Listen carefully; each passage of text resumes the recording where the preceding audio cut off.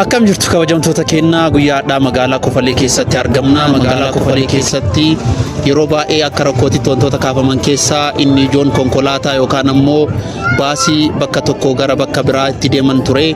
Akkasumas keessattuu magaalaa Kofalee irraa gara magaalaa Shaashamannee, magaalaa Shaashamannee irraa gara magaalaa Kofalee uummanni konkolaataa dhabee baay'ee rakkataa ture.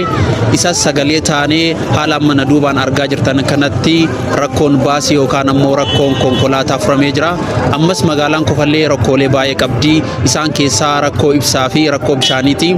Akkuma rakkoo konkolaataa yeroo gabaabaa keessatti nu furtanitti ammallee rakkoo bishaan dhugaatii hatamtamaan akka nu furtan yookaan ammoo hatamtamaan akka bishaan dhugaatii nu galchitan gamanumaan isin gaafachuu barbaanna. Wantoota hagammaa nu godhaa turtaniif guddaa galatoomaa ulfaadhaa. Ammas uummanni Kofalee isin jaalataa. Warroota qaamni dhimmi kun ilaallatu kamu rakkoo Kofaleen qabdu ilaalee rakkoolee ishii kana akka nu furtan gamanumaan isin gaafadhaa ulfaadhaa galatoomaa isiniin jedha.